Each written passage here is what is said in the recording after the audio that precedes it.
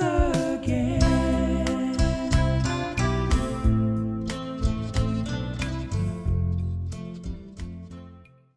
Luke here. So in the previous video, link in the description, we took a look at what has been done as far as live-action Pinocchio remakes are concerned. Now, let's discuss, in a very one-sided discussion, what could be done. We don't have a whole lot of Disney remakes to go by, but one of the trends I've noticed in the fair to good ones is almost a response to the new crop of internet critics who pass through all these movies with a fine-toothed comb and dissect all the plot inconsistencies and logical fallacies in a usually humorous way. One of my favorites is Dan O'Brien's Obsessive Pop Culture Disorder, link in the description, where he has dissected both Pinocchio in one of my favorite internet videos, period, as well as Beauty and the Beast. If you watch his Bat-Bee video, you'll notice that many of the items he mentions, including, but not limited to, the fact that the prince would have been 11 years old when the crone offered him a rose, that he answered the door alone, and that he was quite sensible to turn her away, are all answered in Bat-Bee 2017. The crone busts in on a party, and the adult prince openly mocks her, as you do, giving a bit more reason for her reaction. The castle being right next to a town that doesn't seem to notice its existence is explained. A sorceress did it. And so on. Assuming that our Pinocchio remake will also strive to correct the flubs of the past, here is Dan's list of criticisms. 1. Pinocchio's mission of prove yourself brave, truthful, and unselfish is impossible, and it's kind of odd that he should have to prove himself and earn the right to be real since it wasn't him that made the wish. 2. Geppetto is a woefully inept guardian and immediately sends Pinocchio to school the day after he's born without acclimatizing him to the world for even a single day. 3. How would Geppetto explain Pinocchio's existence to the rest of the town who didn't see him change into a real boy? And 4. That the economics of Pleasure Island don't really make any sense. Interestingly enough, the reason that most of these plot holes exist are because of what the Disney movie left out. It's kind of like when you talk about HBO's Game of Thrones and you're like, didn't really make sense when that character did this thing they did. And your more literate friend must begin their response with, well, in the book. So let's do that here. You be you, and I'll be your douchey friend. You. You know, that was kind of weird that the Blue Fairy didn't just make Pinocchio a real boy right from the start, but instead made him have to earn it by being even better than a normal human would be. Me. Well, in the book, Pinocchio starts out having every negative trait you could ascribe to an 8-year-old boy in the 1800s and wasn't granted life from a wish. He was already alive before he was a marionette. You. Okay, that's weird. But, I mean, how much does Geppetto suck as a dad? He's only had his son for a few hours before he sends him off to school. He's not even going to show him where it is? Me. Well, in the book, as soon as Pinocchio learns to walk, he jumps out of the window and runs through the town on a mischief rampage, which ends with Geppetto thrown in jail, since, as Pinocchio's guardian, he is responsible for his son's actions. Pinocchio is not sad about this, but glad that he doesn't have to go to school now that his papa is out of the picture. You. Wow, what a dick. Okay, but once he's a real boy, isn't that gonna freak everyone in the town out? Where'd you get that 8-year-old kid, you old weirdo? You know?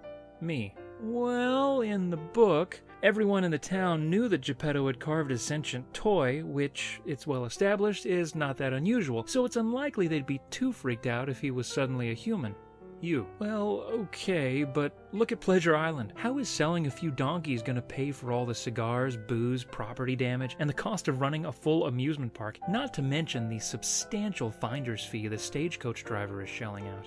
Me. Well, in the book, it's not an amusement park or an island. It's just a place where the boys are dropped off to fend for themselves and play all day without having to work or go to school. It's months before Pinocchio and Lampwick become donkeys, but they aren't riding roller coasters in the meantime, just playing with hoops in the street and getting into fights.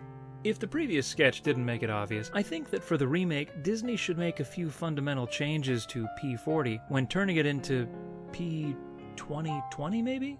Wait. P20 plus P20 equals P40. Aw, snap.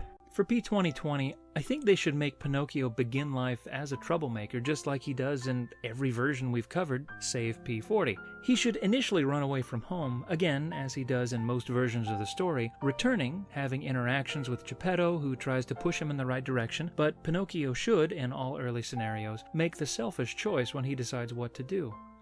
The town should see the two of them together so we don't have to worry about that particular plot hole, and, for good measure, his transformation could happen in full view of more than just Geppetto. In addition, there are a few more elements from the book that should be added back in. The character of Stromboli in P40 is a semi-offensive Italian gypsy stereotype. I'm so racist. To bring back my Jar Jar scale, Stromboli would rank at about 3 Jar Jars for cultural insensitivity. In the book, while this character is stern, he is not a villain. In fact, after he is initially upset with Pinocchio for disrupting his show, he eventually pities him and gives him some gold for his poor-as-dirt father. We had a funeral, but my papa's so poor, there was nothing there. No mourners, no flowers, not even a corpse.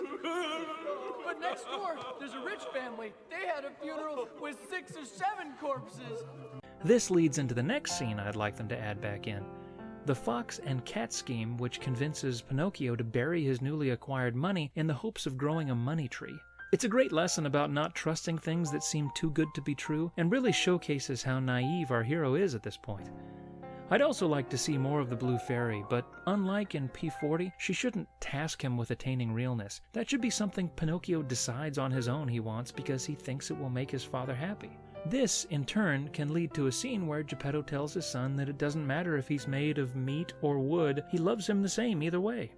Also, I'd like to get some comeuppance for the bad guys. The only one of them that gets taken down in P40 is Monstro, and that's assuming he dies when he hits the wall. I mean, I always assumed he did. If not, maybe he dies off screen later of secondhand smoke? You're next, Goldie. By the way, there is a lot of smoking in this movie.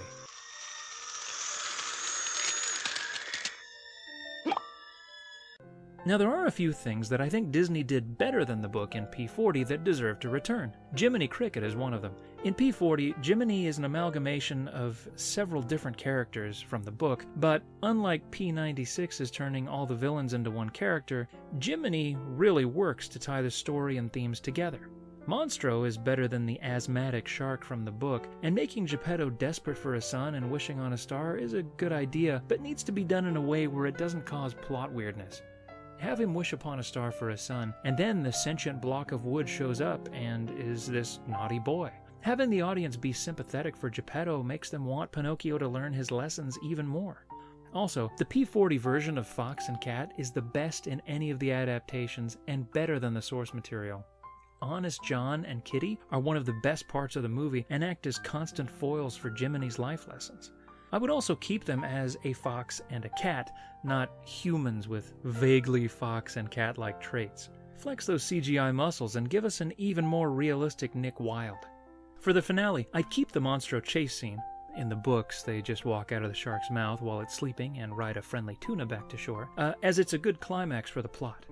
Lastly, keep some of the songs. You don't need all of them. Like I don't think Little Wooden Head is necessary to keep. But I think people would pick at the movie if you don't include at least When You Wish Upon a Star and I've Got No Strings.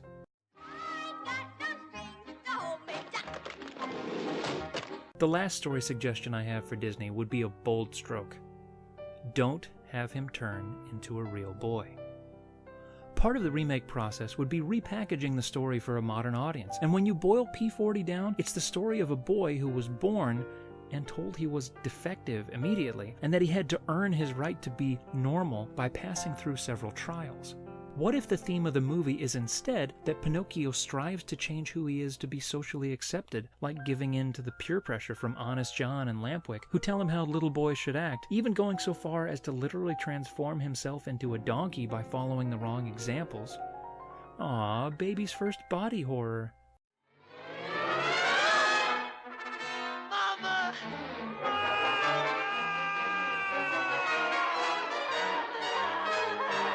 Just to end up back where he started with his family who loves him whether he's a meat puppet or not. The climax of the story is when Pinocchio realizes that he doesn't have to be somebody else to be happy and loved.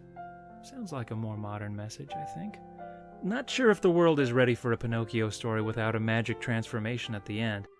Well, you can't please everybody. Now let's talk casting.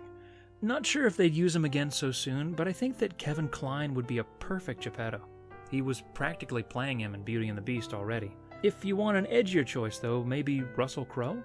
For the Blue Fairy, I think Amy Adams would be a great choice. We know she can do cartoon come to life from her work in Enchanted, and she's a great actress no matter what. For Pinocchio, how about some unknown child actor? I'd never seen the kid they got to be Mowgli for that remake, but maybe use the same casting director that found him and let them use their divining rod again. For Honest John, I'd cast Alan Tudyk. He has mocap experience, and I think he could get reasonably close to the original character. Plus, Alan Tudyk is great. The silent kitty could be played by Vin Diesel, taking his work on Groot to its logical conclusion of being paid to not speak at all. Lastly, I cast John Goodman as the stagecoach driver. If you want a big guy who can do jovial and threatening in equal measures, you can't do much better than Goodman. Well, those are my thoughts on Pinocchio. Thanks for sticking through all the way till the end. If you liked the video, be bold and hit that thumbs up. Subscribe to the channel and help me reach my goal of pretending that people care about what I have to say. Leave a comment and let me know who you think should star in the new movie. Josh Gad as Monstro? Why not? Next week, I'll take a look at another Disney movie we know they're remaking. Here's a hint. Until next time, you know what to do.